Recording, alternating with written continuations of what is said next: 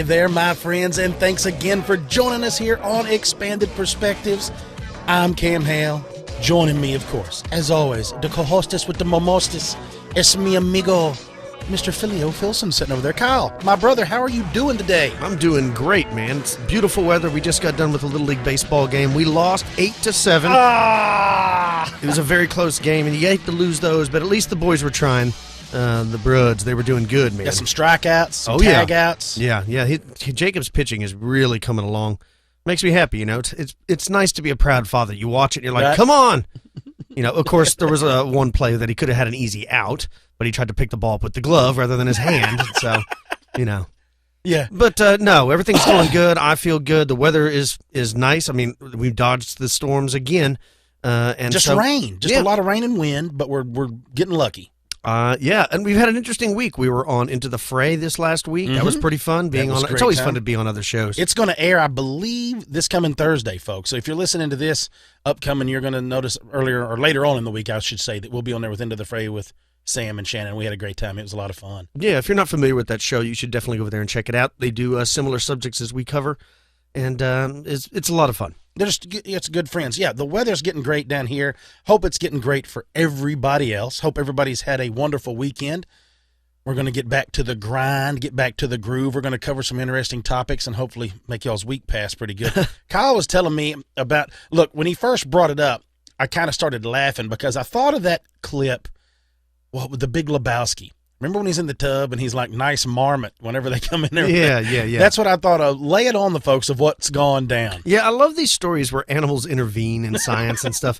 Well, apparently, a small mammal has recently sabotaged the world's most powerful scientific instrument. Now, get this, Cam. The Large Hadron Collider, a 17-mile superconducting machine, which is designed to smash protons together at close to the speed of light, went offline the other night.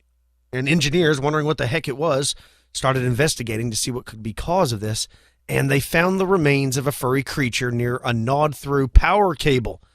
They said that we had electrical problems, and we were pretty sure this was caused by a very small animal.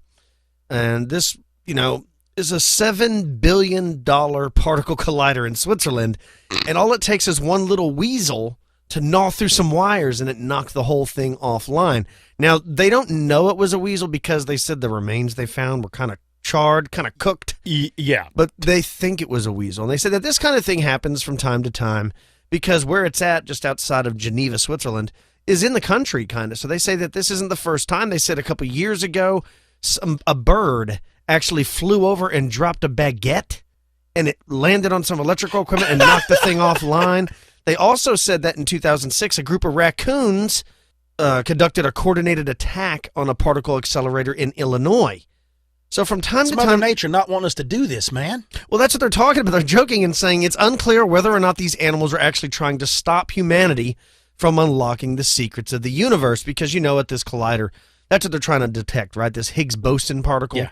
That it's a theorized particle, but they've never actually seen it. And that's what they're doing with this thing. Do you remember when they were going to build a super collider right here by us in Waxahachie? Yeah, remember that? I remember when all that was going down. I wish they would have. That would have been really cool. I don't want baguette dropping birds flying over here. Come on now. No, but it would be neat if they could open up a wormhole to another dimension. Because remember the fear of that was they were going to create a black hole. Tear a hole in time-space. Yeah, they've been testing for a while now, and nothing like that has ever happened. But anyway, it's pretty funny. I love this with like an animal gnawing through power cables disrupted the whole thing. Pretty funny. We had that go down here in Weatherford at one point several years ago when I was still working here, of course, work for the city here. We got some pictures. It knocked a whole transmission station offline for electrical. Oh, really? Yeah, transmission. It's like half the whole city went dark. What was the culprit? A squirrel. A squirrel? A squirrel had gotten in somehow, somewhere, and had reached across two lines and basically created the whole circuit, and it just burned up a bunch of stuff. But we laughed because of that, because it was the same way. It was like little pieces of what was left of it. It's just hilarious. Yeah, I mean, Dude. I felt bad for the squirrel, but now they make these cone-looking things that they put on everything. It's one of those things that, Mother Nature has a way of saying, not today, Satan, and it ends up just knocking everything offline. I almost was in a bad car wreck about 2 years ago. I was following a woman, and she locked them up. And I was, it is, you're driving, glancing at your cell phone or something. Wasn't paying quite attention, looking off in the distance as I often do, staring with my jaw open. I glanced ahead and I saw that the woman was locked up, so I had to lock up my brakes. And, you're immediately just like, oh, God. And then you're like, well, what is she doing? There was a squirrel crossing the road. She didn't want to hit the squirrel. And I'm like, gosh darn it, man. It's just a squirrel. And I wonder why, squirrels are basically just rats, but because they have a fuzzy tail, people, That's why give them they're the loved. pass. They're like, oh, yeah, it's not a vermin. Yeah. It's not a varmint. Yes, it is. Yeah, I always laugh about like the same thing. It's a rat with a furry tail.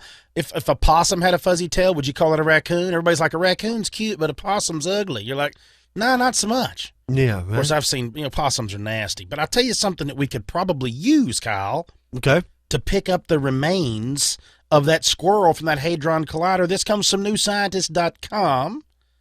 Chris Bannock writes about this. It's nimble-fingered robot hands could help clean up nuclear waste. That's right, folks. You've heard it here, and it's true that there's nothing quite like the human touch, boy, and Kyle can tell you all about that.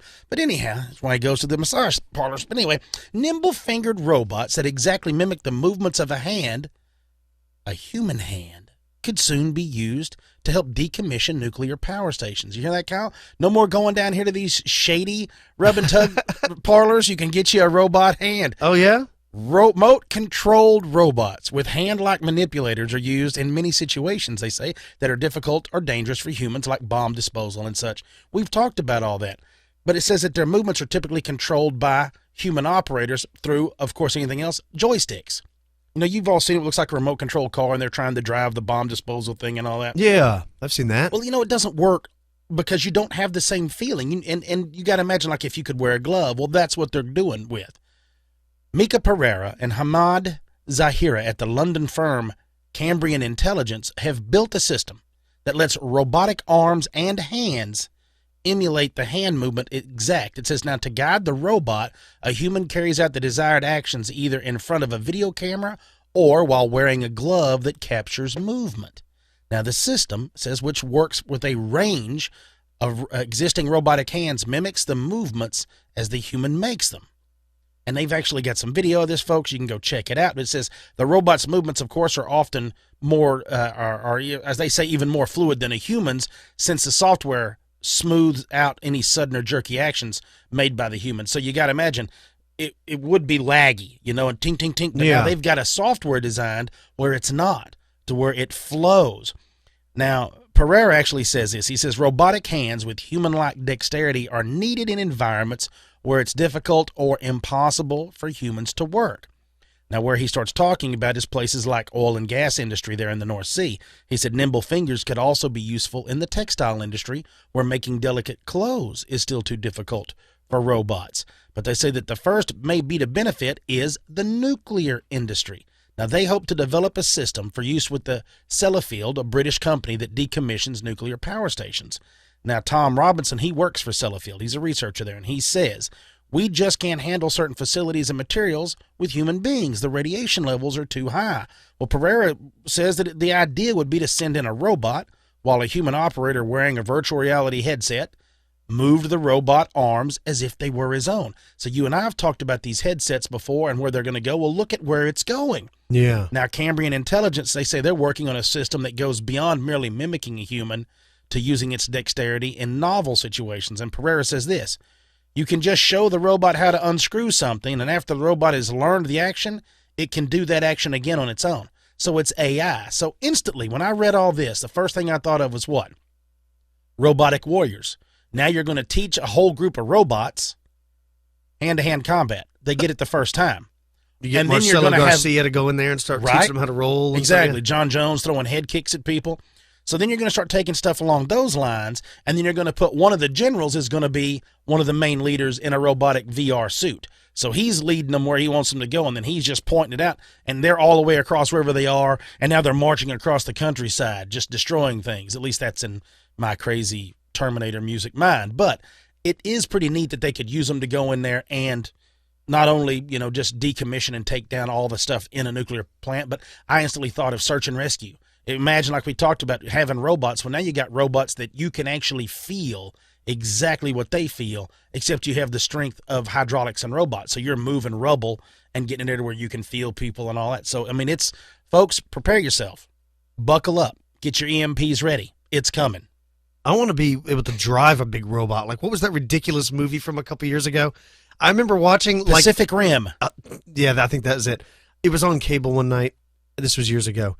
And I think I watched 20 minutes of it. I had to turn it off. I've watched the whole thing a couple of times. You just got to go with it, man. You got to dispel watched it several times? Oh, yeah. Man. The main reason is because I like the steampunk lookish stuff whenever they're trying to find whatever these creatures are. I can't remember the guy's name.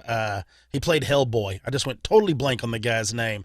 But he's in it, and he's like one of the dealers, and they deal in all this black market stuff. I like the things like that. Is pretty cool. I thought it was terrible. Well, let's move on, folks. A Kansas witness in Clearwater, Kansas, recalled a UFO incident from the 1960s when she and two family members had an encounter with a disc-shaped UFO that shot a beam of light inside of their vehicle. Now, this comes to us from Open Minds over there, and it's pretty neat. They said that the witness was driving eastbound through Clearwater at about 8 p.m. in March of 1966 when we noticed a very black object hovering above the power lines along the train track. It had small windows and was lit up on the inside.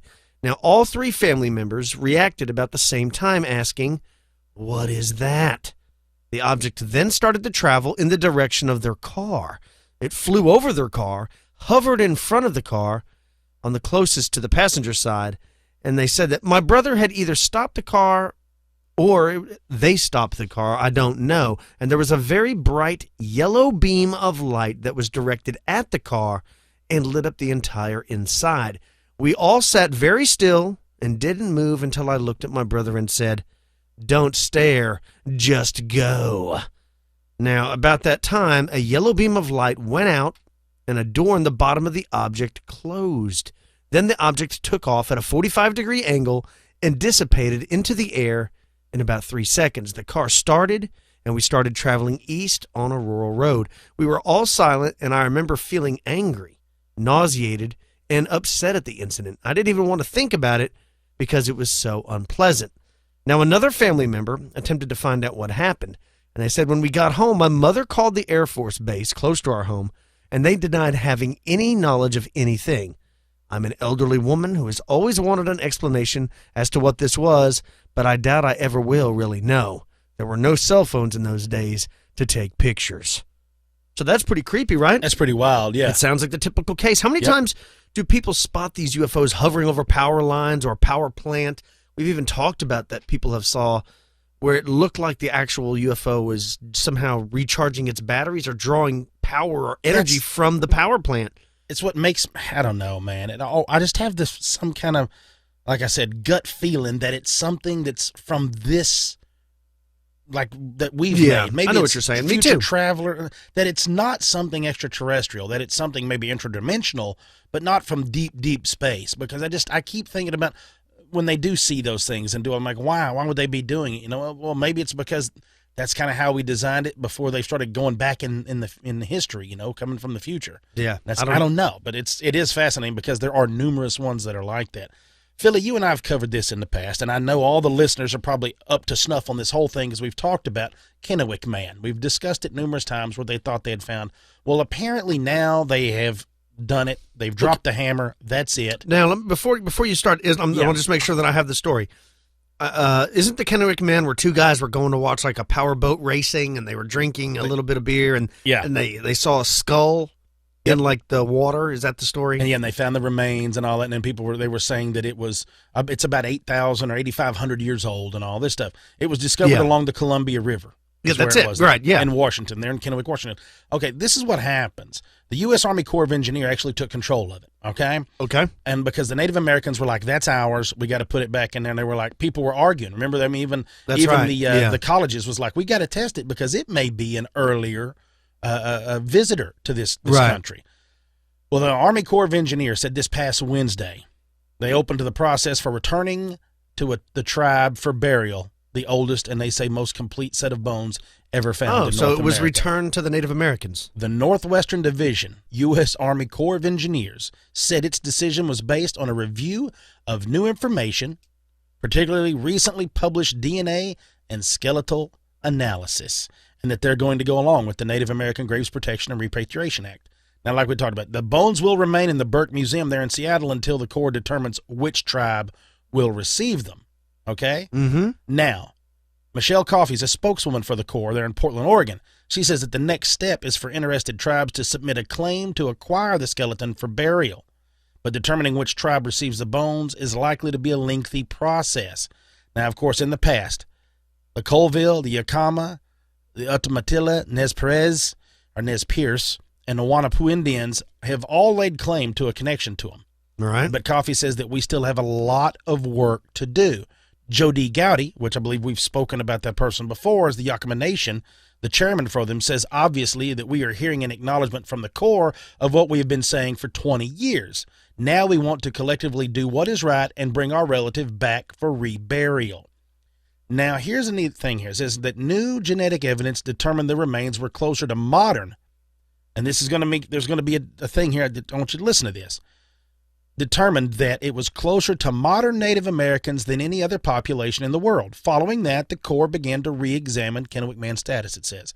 Now, Brigadier General Scott A. Spellman, he's a commander of the Corps in the Northwestern Division, says that I am confident that our review and analysis of new skeletal, statistical, and genetic evidence have convincingly led to a Native American determination.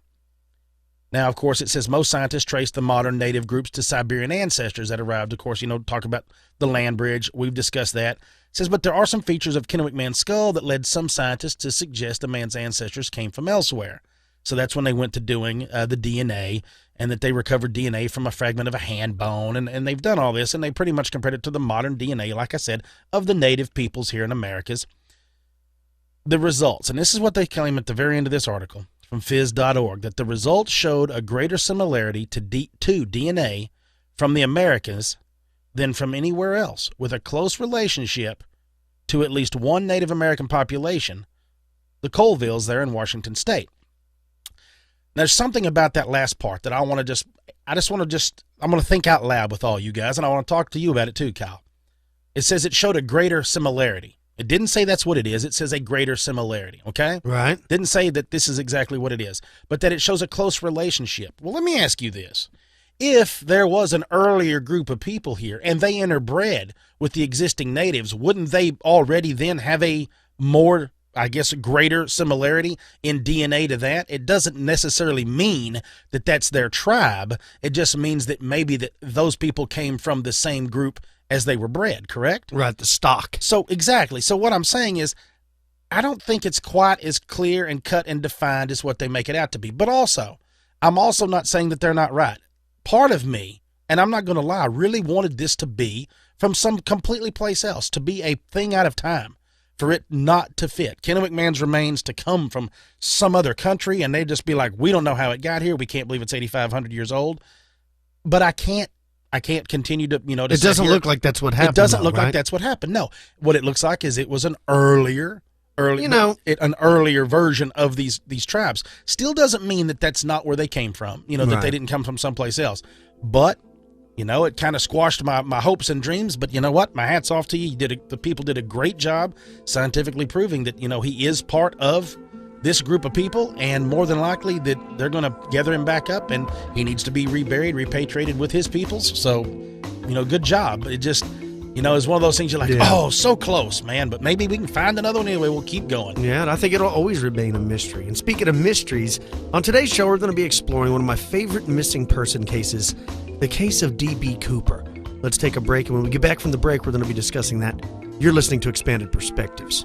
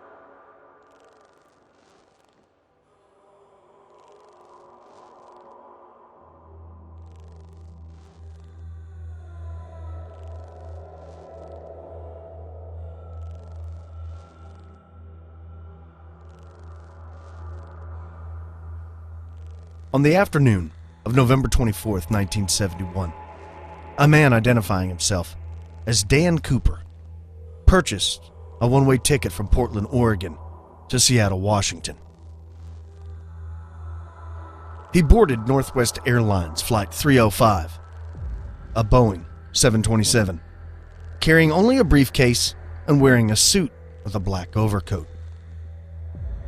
Cooper took a seat in the rear of the plane. Once in flight, he lit a cigarette in order to drink from the flight attendant.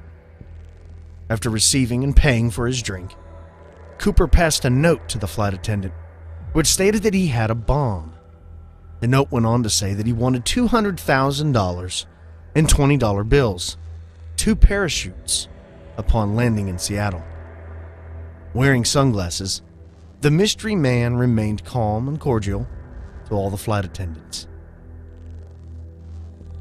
Once on the ground in Seattle, the FBI provided the ransom money after thoroughly documenting and photographing each one of the bills. 2 parachutes were provided to the hijacker, and the plane was refueled.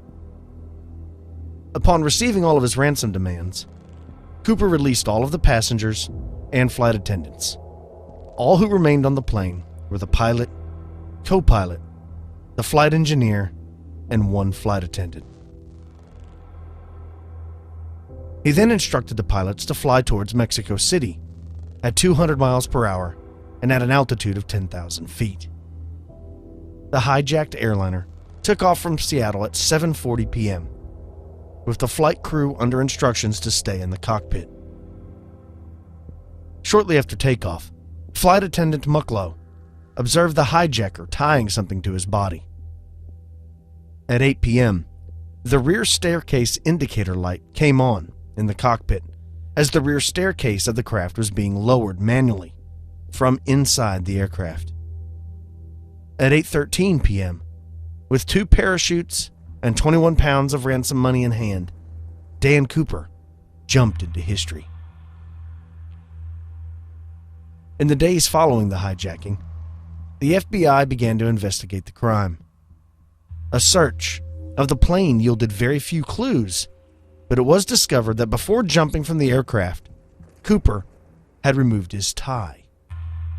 Many witnesses were questioned, and on the hunch, detectives believed it to be a Portland, Oregon man named D.B. Cooper. Anxious reporters put the man's name out as a person of interest, and the name D.B. Cooper has been attached to the hijacking and Dan Cooper ever since the crime was perpetrated.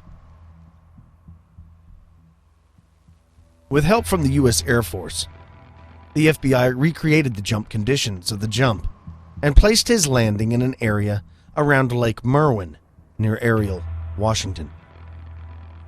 The FBI, with help from state and local law enforcement, the U.S. Air Force, and the National Guard, began to comb the woods in the area of the supposed landing site of Mr. Dan Cooper.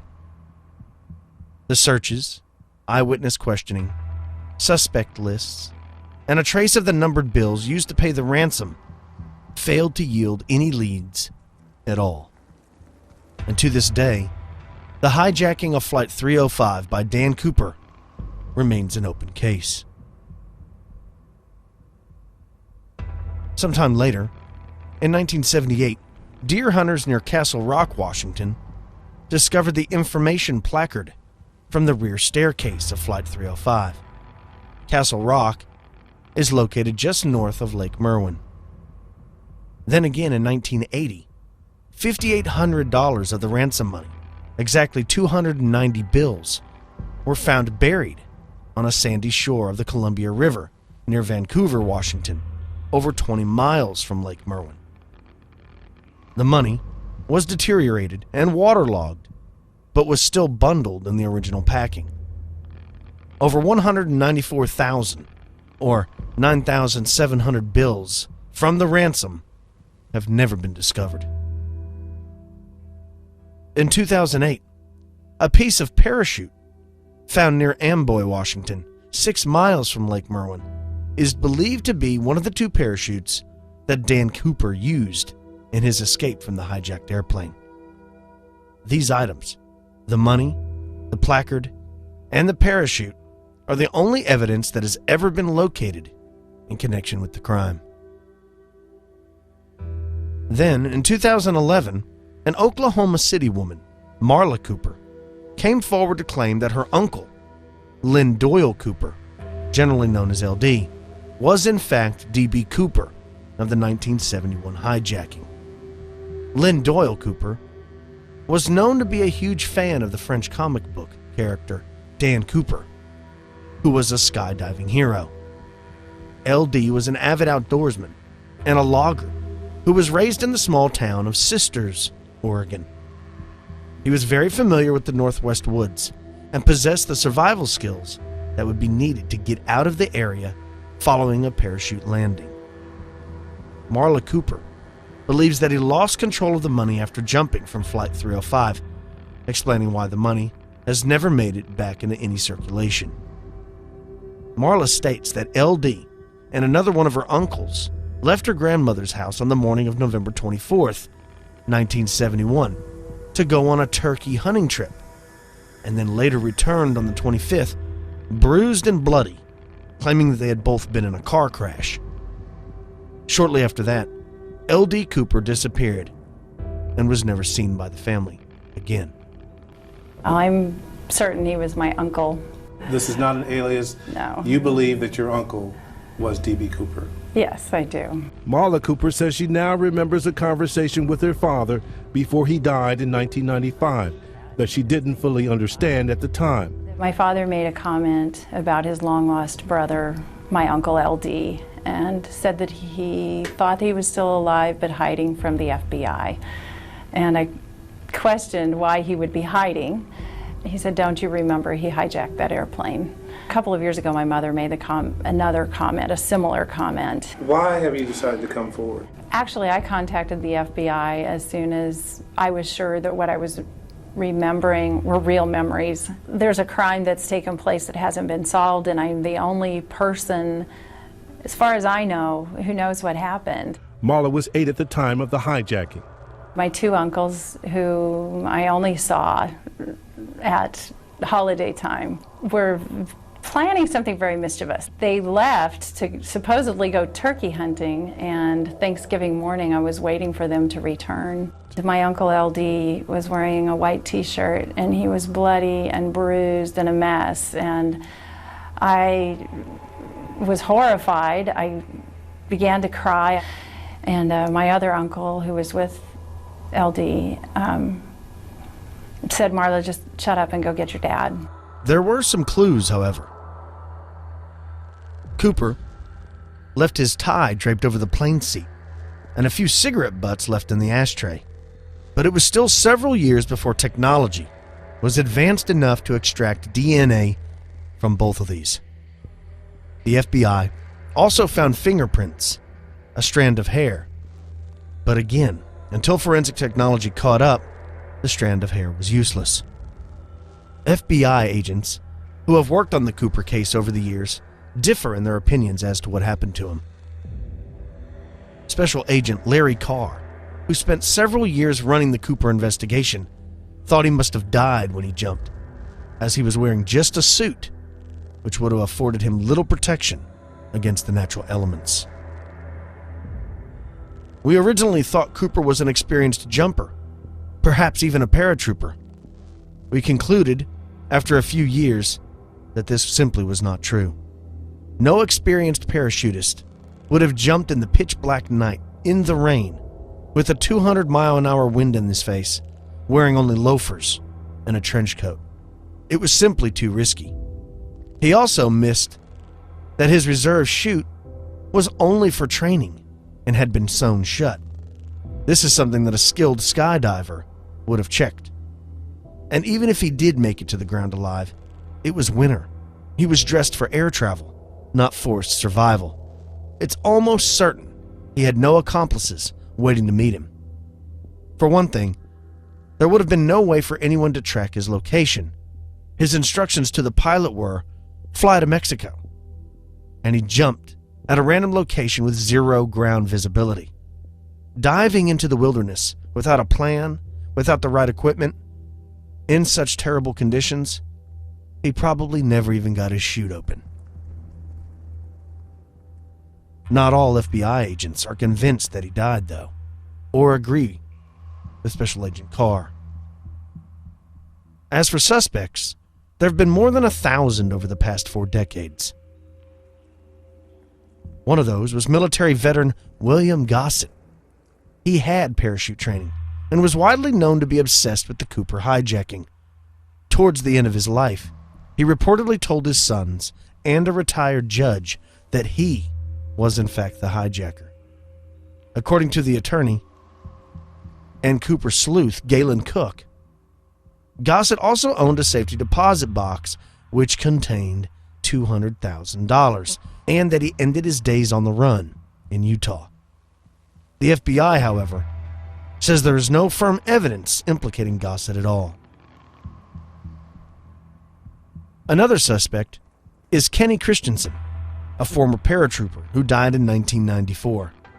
8 years ago, after watching a documentary on the Cooper case on television, Christensen's brother, Lyle, became convinced his elder sibling was in fact Cooper.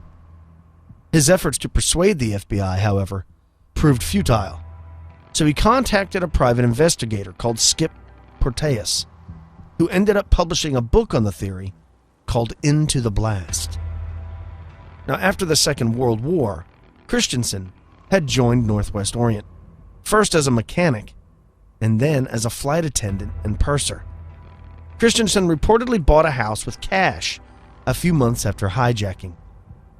After the hijacking, something his brother claims he couldn't have afforded, and on his deathbed, told him there was something you should know, but would never say what it was. There were also those who were inspired by D.B. Cooper. His daring escape inspired no small amount of copycat crimes. The most high profile was perpetrated by a man who some suspected wasn't a copycat at all, Richard Floyd McCoy Jr. He was a Vietnam veteran, a former Green Beret, and a helicopter pilot and avid skydiver. He was studying law at Brigham Young University.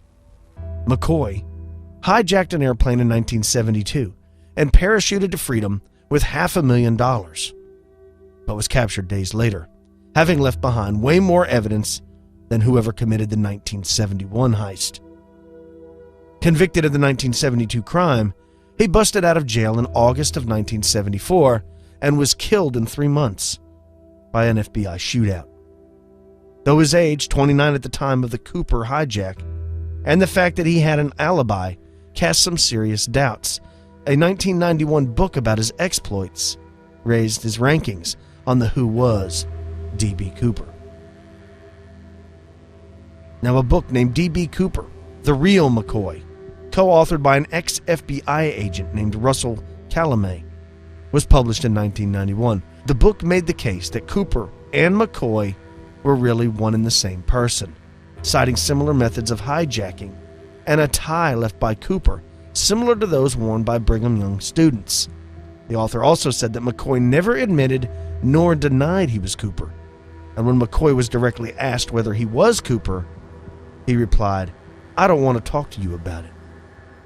Now, the agent who killed McCoy is quoted as saying, "When I shot Richard McCoy, I shot D.B. Cooper at the same time." The widow of Richard McCoy, Karen Burns McCoy, sued and won a settlement from both the book's co-authors and its publisher. Recently, another person has come forward claiming that they know who D.B. Cooper really was and is. Chael Sonnen. That's right, Chael Sonnen, the retired mixed martial artist who fought in the light heavyweight division in the UFC. He was recently on the Joe Rogan Experience, which is another podcast, and he told a very interesting story. Here's a clip of that conversation. Now I want to tell you this story. Can Please. Okay. So I wrote this book, The Voice of Reason, which comes out tomorrow. Let me give myself a cheap A book. VIP pass to enlightenment. Thank you very much. VIP Pass to Enlightenment hits the bookshelves tomorrow. It's available right now at Amazon.com. This isn't a plug for the book. That was the plug. I'm done. Okay. I'm going to tell you a story, and I've only told this story twice in my life, so I don't know if I'm good at telling it. I told this. See, when you write a book these days, you don't actually have to write anything. You talk it all out. It all goes into the stensive, whatever they call it, and then they go back and they type it out for you. So I tell this story, and I know who D.B. Cooper is. Okay, I know who D.B. Cooper is. My whole family knows, and it's been like a family secret. Or however, for a number of years. So you know who the guy is. I know who he is. He's alive and well. And a lot of times over the past few years, somebody will be on their deathbed. This just happened about 4 years ago. A guy's on his deathbed, and he comes out and says, I'm D.B. Cooper. And he tells his whole family, and they go to the media. And the media jumps behind and says, well, it must be true, because why else would you want to go down as a criminal on your deathbed? And I'm sitting there, and I told everybody that would listen, when they look into these facts that this guy's putting out, I assure you, that won't be DB. I told everybody, but I never told them why. I never told them how I was so confident. It's my big worldwide news. DB Cooper case finally saw, and then they unraveled it, and sure enough, it wasn't. But I told everybody that wasn't him. Well, the reason I knew it wasn't him is I know who DB Cooper is. My whole family knew, and it was a secret, and my father passed away. So now now my oath to keep it a secret has also passed away. I don't feel that I can't reveal this story. Alive? He's alive and well. I know exactly who he is, so I tell the story in my book. And there's a lot of things that happen in the D.B. Cooper case, and so I need to really make this shorter. I could take up your whole show with this, but For folks who don't know who D.B. Cooper is, why don't you explain that? Very famous. Well, he's the world's most famous hijacker, and I believe he's the most famous. One, because he was never caught, but two, he may have been the first hijacker. I want to say this happened like in the 70s, and D.B. Cooper hijacks a plane. He makes it through security. Security's totally different back then. Gets on board. He's in a cheap disguise. He orders the plane be touched down. Says he's got a device, a bomb in his bag. Shows it to a flight attendant. They touch down. There he is. Brings him up on that. Now that's a sketch deposit. Of course, nobody knows what he actually looks like, but that's the sketch deposit. If the viewers can see that. So at any rate, they touch the plane down. They bring him his $200,000 in cash and unmarked bills, and they go back up. Well, while they're up, he parachutes. They don't know he's got a parachute. Now, where the story gets interesting is he was never found, but the money wasn't either. No sign of him was found. His parachute wasn't found. His body wasn't found. And one of the things that was a problem is where he jumped was a mass forest. I mean, miles upon miles, hundreds and hundreds of thousands of square acres of nothing but forest. So basically, what any expert would say is, look, he didn't make it. If he even made the fall, he would have been eaten by coyotes or bears. There's good reason why we never found his body, and it's not because he made it out of there alive. Okay, now you need a couple of those details. So, how do I know him? Well, a family friend, and I put this all in the book. I put all of this in the book, and the publisher didn't use it. And the reason he wouldn't use it is because I won't tell the name. I tell the whole story. I'm about to do that for you now, but I don't reveal the name. And he goes, without a name, I can't use it. I go, wait. That's ridiculous. I can touch on every single detail. And I'm telling my publisher, going, hey, I don't think you know who D.B. Cooper is. I think you should Google him. There's movies made on him. Prison Break just had a character pretending to be D.B. Cooper. Folklore has been made out of this guy. Well, where this guy jumped was government land. But that land backed up to Indian land. And this gentleman was part Indian. And he grew up in this forest. This is where he spent his summers. Months after months, they would go out and camp in there, in between school breaks. From the time he was a little kid all the way on, he knew right where he was jumping. And if anybody could have made it, it was this guy. Now, my dad grew up with this guy. He was a family friend. And back then, parachuting, well, much like now, is very uncommon. If somebody does it, you go tell all your friends, I found this parachuting class, and I'm going to do it. They take pictures, and they show it up. This guy was taking parachuting lessons. He didn't tell anybody. And he started taking motorcycle classes and stuff. He wasn't telling anybody. He was racing these bikes. And that's what my dad personally believes, though he never got the story, that he parachuted, had a hidden motorcycle, and rolled it out. That's my dad's personal theory. So, all this stuff comes down, and many years later, the statute of limitations is up, and all of a sudden this guy starts collecting a pretty good assortment of toys, from shotguns to four-wheelers to motorhomes. My dad's known him his whole life. He knows what the guy does for a living. He knows what his wife does, and what the heck's going on here? How come? Where are you getting all this money? And the guy says, well, I'm an Indian, and when you reach a certain age, you get some Indian money. And there's some truth to that. There is Indian money that's given out if you're a native living in America. But you're talking about like $1,800 a year, and when you get older, about $3,000 a year. This guy came into a wide assortment of money. Well, the sketches came out of D.B. Cooper, and it's a spitting image of the guy. That picture that we looked at? Yeah, it's just, there was different ones of him in the disguise with the mustache and the whole bit, but they're going, hey, wait a minute, this looks just like you. So, one night my aunt asks them. They're at dinner. They're all family friends. My parents are there. My aunt and uncle are there. This guy and his wife are there. My aunt looks across the table and flat out says, "Are you D.B. Cooper?" And he said no. But the way that he said no told everybody there that he was, and they never brought it up again, ever. Now, as it came out, and my uncle asked him a little bit in private, hey, well, that other night we were having some Chinese food, and my parents and uncles weren't the only one that thought he was. The government did too. So the FBI had visited this guy, and then he even moved away for a while, went to Arizona, and then slowly came back. But he was talked to by the FBI. They thought he was D.B. Cooper as well. So when my dad was on his deathbed, he and I had a, you ask me whatever you want, I'll ask you, and I'll tell you how the story really happened. It's a bit of a fun moment between father and son. Everybody leaves the room and say, hey, Dad, what really happened that night when you came in at 2 a.m. smelling like bourbon? Hey, what really happened that day the principal called and claimed that you and your friends were... So we kind of go back and forth, and I ask him flat out, is blah, blah, blah D.B. Cooper? And my dad said, well, all the evidence is saying that he is. Your uncle believes it, your aunt believes it, and your mom believes it. I don't think he had the courage. I don't think he was. So my dad's final ruling on his deathbed was no. He said he wasn't, but he's D.B. Cooper. I know really? D.B. Cooper. Absolutely. Unfortunately, Chael does not release the man's name. It seems that even today, 45 years later, this mystery remains unsolved. Meaning that D.B. Cooper is still the most successful hijacker in American history. Special Agent Larry Carr has a few words on the case. My name's Larry Carr. I'm the case agent for the D.B. Cooper case out of the FBI's Seattle office. You have D.B. Cooper walking down the stairs. As soon as he's standing there, he really can't feel the wind coming around him from the plane going 200 miles an hour. And so when he jumps out of the aircraft, I think he just started tumbling right then. Just tumbling, panics. And once you panic, you really can't do anything. So he's falling. He doesn't know where he's at. He can't see. He has no visual reference on the ground. He's out of control in the air and starts to panic, can't pull his chute, and hits the ground with never opening his chute. I hope by going public, people see the evidence. There's a whole generation out there, maybe 2 generations now, that have no idea who D.B. Cooper is. And so hopefully by going public, people will be, the case will be reinvigorated. Maybe someone that has some knowledge about it that doesn't even know they have knowledge about it will come forward and provide that one missing piece of the puzzle.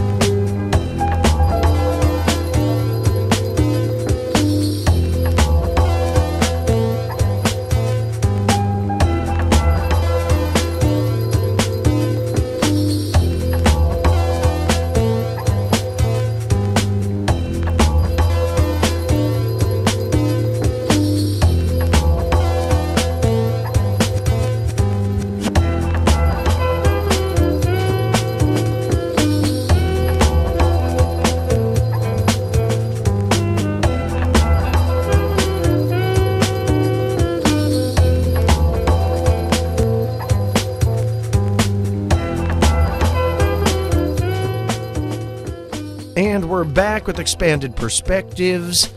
I hope everybody enjoyed the D.B. Cooper mystery. One of my favorite stories, very mysterious, still unsolved. I guess that's some of my favorite, when it comes to crime, is the fact that it's still unsolved. No one really knows who D.B. Cooper was. Well, I will say that the one guy that came forward and claimed that he was, in fact, D.B. Cooper, and that had the $200,000 in his safety deposit box, William Gossett. What's funny to me about that story is that they found $200,000 when in fact we know now that they found some of that money in the beach on the river, the banks of the Columbia River. So he wouldn't have had 200,000. He had less than that. If he made away with all the money other than that money that was found on the shores of that river, it would have only been $194,000 or so. So, it still remains a mystery. It's very, very interesting how dozens of people have come forward. They say even, there was 1,000 different suspects, but dozens of people have come forward claiming on their deathbed that they were in fact D.B. Cooper. It just seems odd to me. We always talk about it on the show, that there's always these deathbed confessions, whether I was D.B. Cooper or I was working for the Army and I saw the aliens at Roswell. You always have these stories. So again, it muddies up the water. You seem to know less at the end than you did at the beginning. But there's always these people, for whatever reason, like to plant a little seed of mystery as they die. Anyways, a very interesting story. I love this mystery.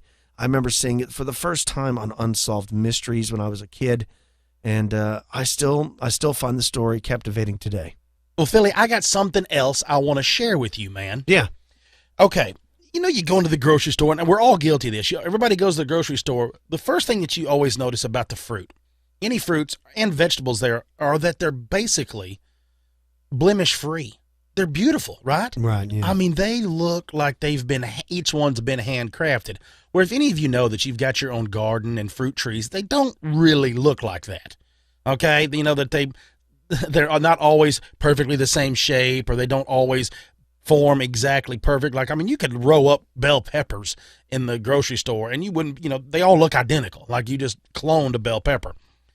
Well, there's an article here from the NPR that says this, and this is really interesting, folks. I want you to think about this next time you're running out to the farmer's market. Instead of going to the grocery store, visit the farmer's markets local.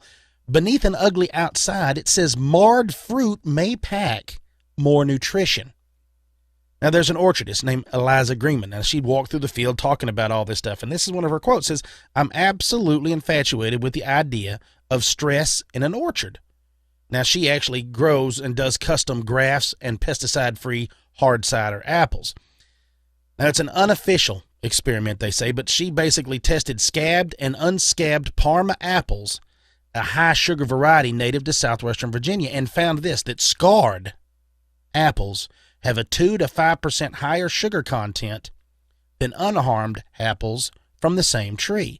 And more sugar means a higher alcohol content once fermented, producing a tastier hard cider. Now, she says she loves ugly apples for another reason, that they may be actually more nutritious and higher in antioxidant content, and that she believes that stress can help create superfruit. That's right, folks. She says ugly fruits and vegetables are today's pocked and scaly, dimpled, misshaped darlings, they call it here in this. And it says the salt is actually reported that we toss out enough food, I'm assuming they're talking maybe here in the U.S., to fill 44 skyscrapers each year.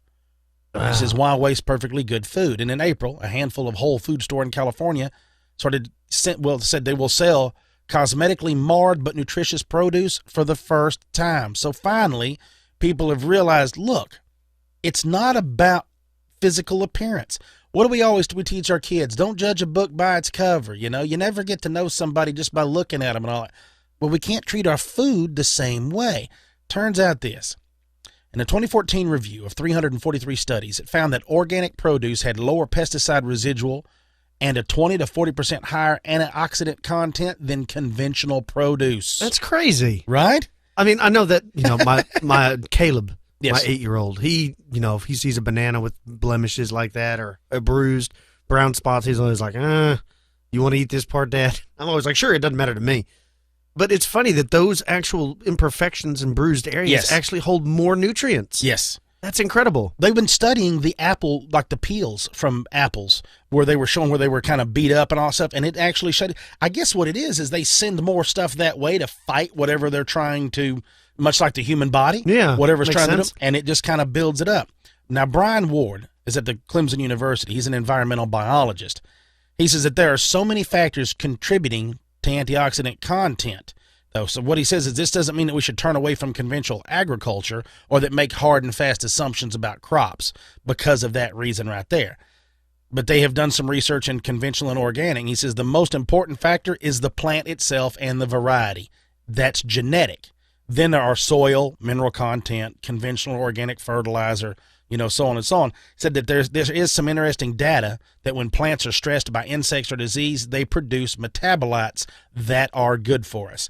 So there's some people saying, look, it does sound great, but don't knee-jerk just yet and throw out all conventional, stuff. But I think it does say something when everybody's on the idea of GMO and anti-GMO and all this. You kind of got to, Right. Don't just because it's a GMO, don't instantly go, we can never eat it. There are some good things that have come from stuff like that. You've got to educate yourself on each and everything. If you like apples, take a little time, educate yourself on the benefits, pros and cons of apples. And Right. the same thing for oranges and bananas. But I'm with you. What the fruit looks like and beat up, it doesn't bother me at all. I mean, it's just like bananas get dark. I don't care. I just eat the whole thing. It doesn't matter. It's still a banana, right? Yeah. Okay. I'm good. It's neat. It is. It's pretty Yeah. cool. Well, I would like to thank everybody for joining us here on Expanded Perspectives. We're so glad you're here. We like to bring these information, these crazy stories up, just to let people think about, what happened here, formulate your own ideas. If you really like Expanded Perspectives, don't forget we offer Expanded Perspectives Elite. It's an additional show every Thursday or Friday, and you can sign up by going to the website, expandedperspectives.com. Click on the Elite tab, and the instructions are there. It's only $5 a month. We're talking about the price of going to Taco Bell one day, and you'll get the entire back catalog. Almost 100 episodes are there. Every one of those, of course, you're going to ask yourself, well, I don't know if I'd like Expanded Perspectives Elite. I know I like Expanded Perspectives. Well, if you like Expanded Perspectives, you're going to like Elite because it's exactly the same show. It's just ones that you're not hearing. They're about the same length, an hour long. We discuss the same type of topics. If you're a really big fan of Expanded Perspectives, you're only listening to half of our stuff. So you should really go over there and sign up. Also, if you'd like to share your story with the show, don't forget you can email us, expandedperspectives@yahoo.com, or you can call us, 817-945-3828. Of course, you can follow me and Cam on Instagram, Twitter, Facebook, or all the other places. You know what I mean. Cam, how's your Snapchat going? Is that doing good? It's one way I can keep up with my nieces and my nephew and my son and all that stuff. I don't have it at all. I can't figure it. Dude, I don't understand it. They told me like, oh, yeah, you got to get it. You're going to enjoy it. It's fun. All this stuff. I got it. I don't really enjoy it. I think I'm fixing to delete it. I think it's dumb. Look, I like Instagram. I'm a huge fan of Instagram. I love all that stuff on there. But the whole Snapchat thing, I'm like, if you want to send me a picture, man, just send me a picture. Yeah, and it doesn't disappear, right? I guess what it's for is it's for like some TNA stuff. There's supposed to be some stuff that goes on, slides into them DMs, some little dark and dirty stuff. I don't get that. Like I get like my nieces and my nephew and my son and them, I get their like half drunken escapades and debauchery that running around in college life gets them. So I'm like, I don't want to see and this. all these youngsters are always like, well, yeah, but the picture, only lasts a little while, then it disappears. I'm like, yeah, do you really believe that? Yeah, they can screenshot it. And they go, oh, yeah, but it tells you. I'm like, well, just because it tells you they screenshot, are you going to go kick somebody's ass, make them delete your photo? It's not going to happen. It's being stored in Utah. Remember? Yeah, right? Oh, yeah, I forgot. Yeah. Good call. My bad. Yeah. Well, I hope everybody has a good week. Stay out of trouble. For you Elite members, we'll be speaking to you on Thursday. For everybody else, we'll talk to you next Monday. I'm Kyle Filson. He's Cam Hale. Peace, y'all.